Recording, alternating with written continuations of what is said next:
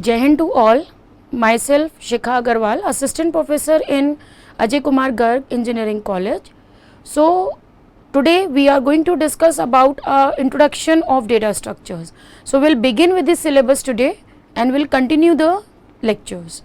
So whenever I am talking about the introduction to data structures, in this lecture we are going to discuss about what do you mean by the term data structure, why we are using data structure, what is the need of using a data structure, then what are its classification, then what are its operations, and finally we are going to discuss about the one topic that is an ADT, which stands for abstract data type.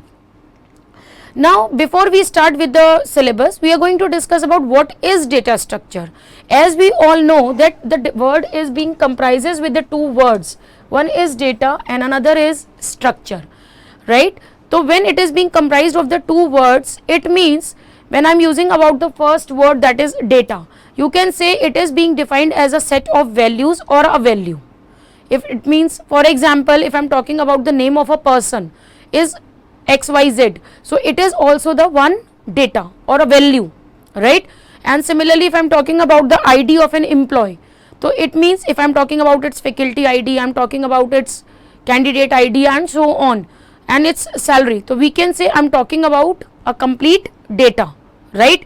So we can say whenever we are having a data is a raw facts and figures or a value which can be in any form. It can be in audio, video, text, image and so on, and onto that data when we apply the certain processing into its memory space, this is what the role of data structure is, right? And after doing the processing of the complete data, we get an information which is to be relevant or a meaningful information which gives the meaning of any word. Then I am talking about the word information, right? So the complete data structure if I am talking about, then we can say whenever we are having a data, when it is being processed with the help of the data structures, then we can say it converted into a meaningful word, that is called information, which gives a complete meaning or the relevancy of that particular data. So if I am talking about the proper definition of a word data structures, then we can say it is a way of organizing or storing the data into the memory so that we can apply the certain operations onto the data that can be performed and it will give an efficient results, right? There is a lot of ways to organize or to store the data into the memory place where the role of a data structure works, fine. So for example, we are having an arrays, we have a stack, queue, tree and graph and many other data structures which we can use in a real world examples. So when we talk about the data structure, so the definition says storing and maintaining the data into the memory space, right? So whenever we are doing these types of work, why we need to use the concept of data structures? So we can say whatever the things we are organizing into the memory space, it will create an impact on the performance, right? For example, if I am taking a one folder which is having a name onto the exact word which is similar to the data inside it, then we can say yes, it is easy for me to find my folder in my laptop, right? So similarly, sometimes it will be less time consuming and we can easily make the impact on its performance. So we can say why we need the data structure, so that we can organize the data which is having a major impact on its performance. The first is it is easy to understand, like we are having a real life examples. Suppose we are talking about a ticket counter. If the people are creating a mess over the area, we are not able to find who is coming first and who is coming next, right? So due to which we are organizing a queue. The people are arranged in a queue manner that whosoever comes in the last, they have to stand at the last position, right? So due to which we came to know that who is coming first and who is coming last. So queue at a ticket counter, it is easy to understand and we can do the work very fast. Similarly, the example of dictionary. In the dictionary, we know there are thousands of pages into the dictionary, and if we arranged it in the alphabetical order, which gives that it is easy to find those words which is on the particular letters. Similarly, queue in the printer, arrangement of books in the library, and so on. The second need of the data structure is from the programming point of view. When I am talking about in a programming point of view, whatever the program we are writing, we can say it is the concept of algorithm, it is the combination of algorithm and data structures. Whatever the algorithm, whatever the concept we are using, with the combining with the data structure, so that we can store the data into the memory in a better way, then into which we can convert it into a program. And moreover, we always think that we have to choose the appropriate data structure according to the consumer's need, so that we can improve the performance of a program as well as for a software. Now let's begin with the next topic, that is a classification of data structures. When I am talking about the classification of data structures, we can say the data structures is divided in the two categories, primitive data structure and non-primitive data structure. When I am using the word primitive data structures are those data structures which are already predefined. They are already built in a data types. For example, if I am talking about int, right, we can say int. When I am talking about the int in the C programming language, it means we are talking about integers, right. So this is the keyword int. It may take a 2 byte or 4 byte, right, according to the machine, right. Similarly, I am talking about float for the decimal point values, character, double, and so on. So these are the primitive data structures. When I am using the word primitive are those data structures which are already predefined. They are built in a data types which is being machine independent. For example, if I say we are having a 16-bit machine, right, so then we can say if we are using an integer as a data type, then we can say it will take 2 bytes. But in comparison to others, if I am talking about the 32-bit machine or a 64-bit machine, then we can say integer will take 4 bytes. So we can say we are talking about primitive data types. The next I am going to discuss about the non-primitive data structures. When I am talking about non-primitive data structures, we can say it is being categorized in a two categories, linear and non-linear, right. Then before that, we should know what do you mean by the term non-primitive. When I am using the word non-primitive, we can say which is called as a user defined data types, which is being designed by the users for their own personal use, right.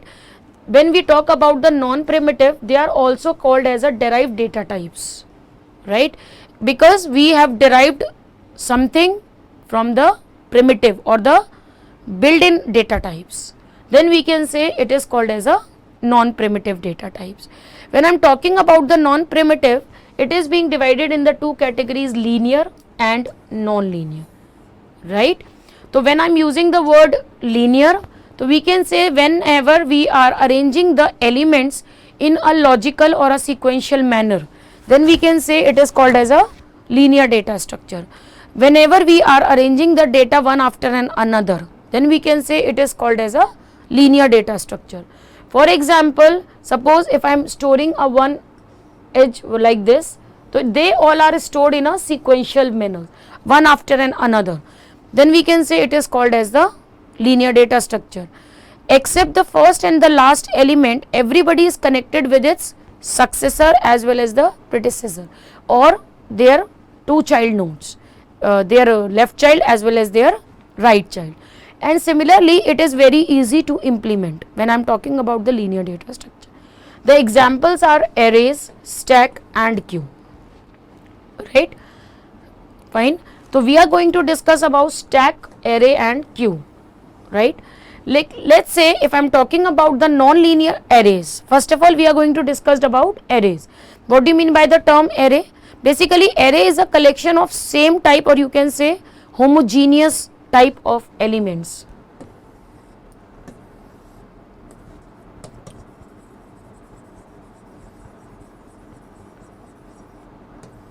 Which are sorted or which are stored contiguously in a memory. So that is why it is called as a linear data structure.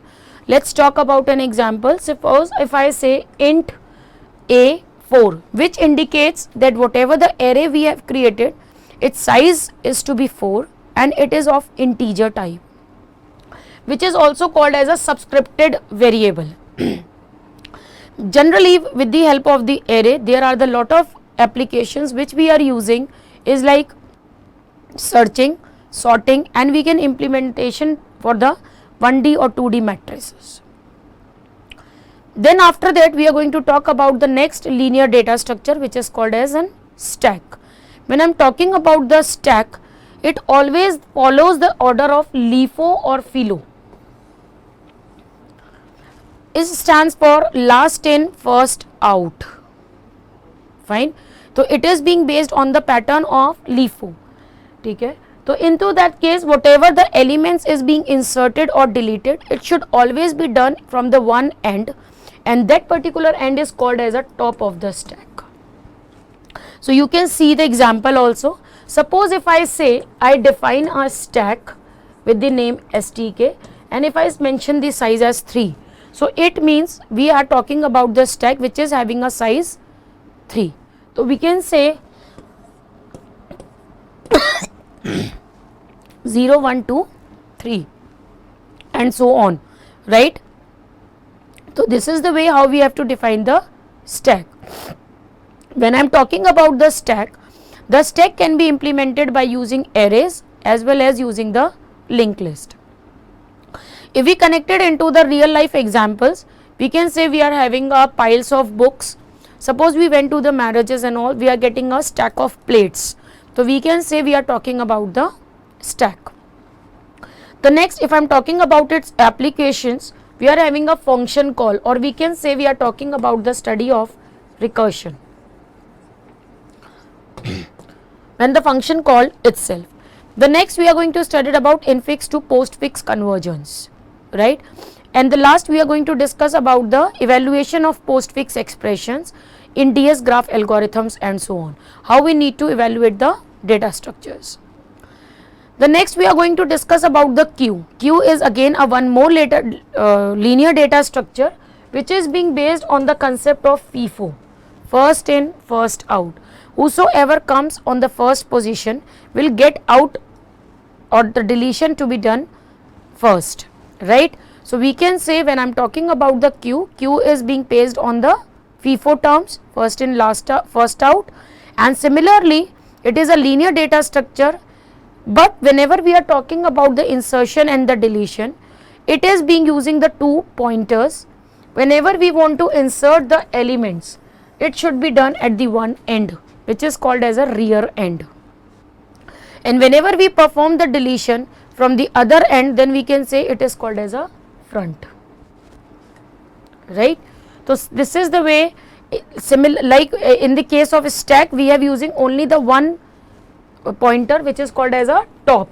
So if the insertion or the deletion is to be done, it always done from the one end, which is called as a top of the stack. But when I am talking about the queue, so here insertion is being done at the one end and deletion is being done on the next end. So we can say we have to use the 2 pointers. First is rear. By using the rear, we can do the insertion at the one end, and if we want to do the deletion, then we have to use the second end, which is called as a front end.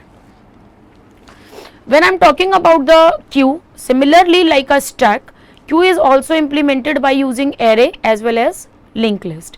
So suppose if I talking about the real life type examples, then we can say like a ticket counter for the movie theaters or for the railway stations and so on, or we can say vehicles at the toll plaza. All the vehicles are arranged in a sequential manner and they have to enter into the queue, and they will move out one after another once they will enter into the network.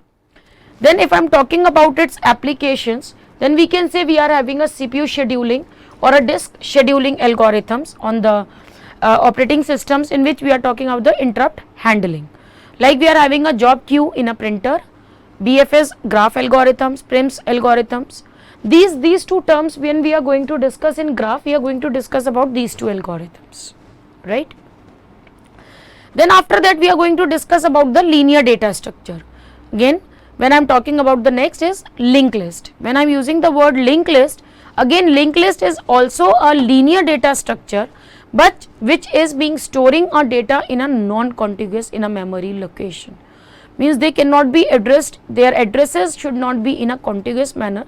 So we can locate the data on a different locations as per the user's need, right? But remember one thing, when I'm talking about the storing of a linked list, we have to create a nodes, and that particular nodes consist of two parts. The first is info part and the link part. Info part stores the data item,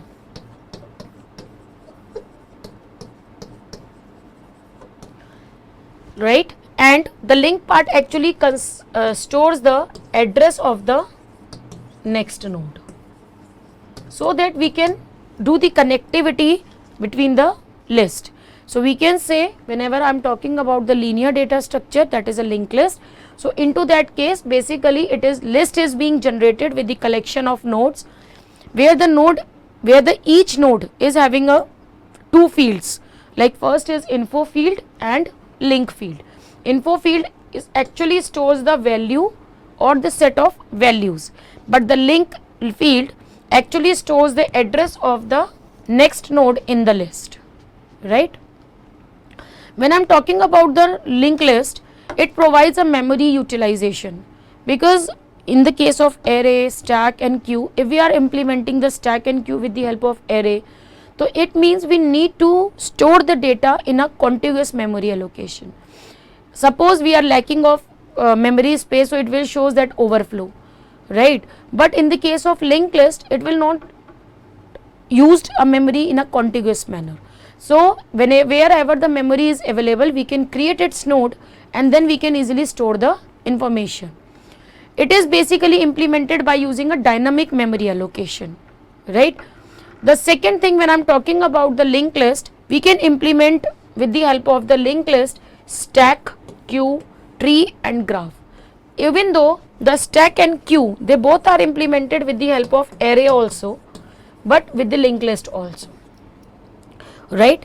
The second is, we can talk about the linked list, so we can do the normal polynomial expressions, polynomial operations also. Suppose if we are having a two equations like x square plus x plus 1 or x raised to power 2 plus 1. So if we want to do the certain operations on both these equations, then we can perform any type of operations on the polynomial equations with the help of the linked list. This is all about the linear data structure. As we have seen in the chart, that when I am talking about the linear data structure, we have to talk about the four types of linear data structure: array, stack, queue and linked list, right? But now let's begin with the next part of the linked data structure, non-primitive data structure, that is a tree and graph. So here we are going to discuss about the tree and graph. What is the basics about the tree and graph?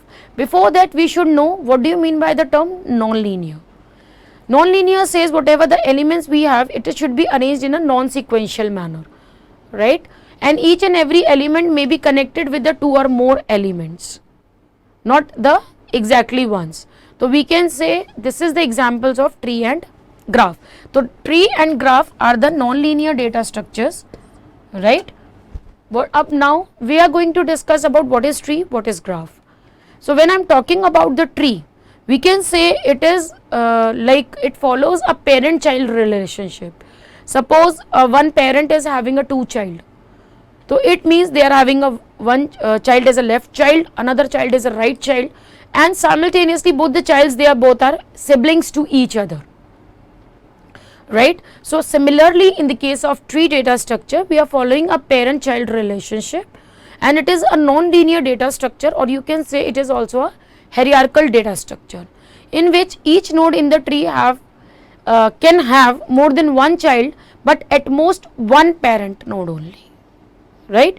So suppose you can see the example also. Suppose if I say this is the root node, or we can say let's relate it to our family hierarchy. Suppose we are having a grandparents and they are having a two childs, one brother, second brother, right? So into that case, this is called as a left child, or this is called as a right child.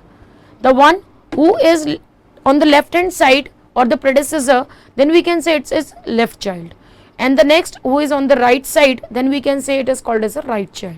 Then after that, onto these childs, then they are having a nodes, and when the nodes are not having any bifurcation of the children's and so on, so then we can say finally the nodes, those who are having a zero child, then we can say they are called as a leaf nodes. When I am talking about the data structure, tree data structure applications, we can say the one is a file system in a computer, how we are maintaining the files in the system, how we are doing an efficient searching when we are talking about the binary search tree, how we can generate the minimum spelling tree implementations. When I am talking about the sortings, we are going to talk about the heap sort with the help of the heap data structure. When we want to show the syntax tree which is being used in the compilers, then there the data structures is being used. When I am talking about the non-linear data structure, again graph is also one type of non-linear data structure. It is a non-hierarchical data structure which consists of vertices or nodes and edges which is being connected. And remember thing, the graph definition is G V into E. V is a number of vertices, means you can talk about nodes, and set of edges. E stands for edges, and each and every node may be connected with the one or the more elements. So this is all about the basics of graph. Now let's talk about the real type examples in the graph applications, which is being used to represent the networks like a railway network, telephone network, or a road network, and so on. Let's talk about the Facebook and WhatsApp. We are creating a social networks. We are talking about the Google Maps and so on. These are the basic classifications of graphs. Now let's talk about the basic operations of data structures. That is, there are the 6 basic operations of data structures is being performed. The first is we can easily insert an element. So we can add an element to the data structure, that is to insert an element as the first element or the last element, or at any other location. So we can whenever we are adding an element into the existing data structure, then we can say it is called as the insertion. The next we are going to talk about the deletion. Whenever we want to remove a particular element from the data structure, then we can say we are talking about deletion. The next is traversing. Traversing means whenever we are visiting each and every element exactly once, so that we can perform the various operations, then we can say we are talking about traversing.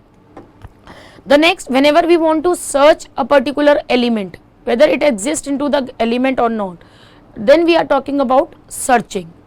The next is arranging a data in a particular order, either in ascending order or descending, then we can say we are arrangement of that elements is called sorting.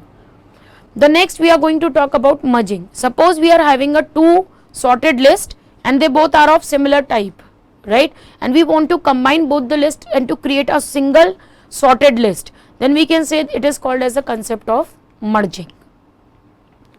Next we are going to talk about the algorithms. What do you mean by the term algorithm?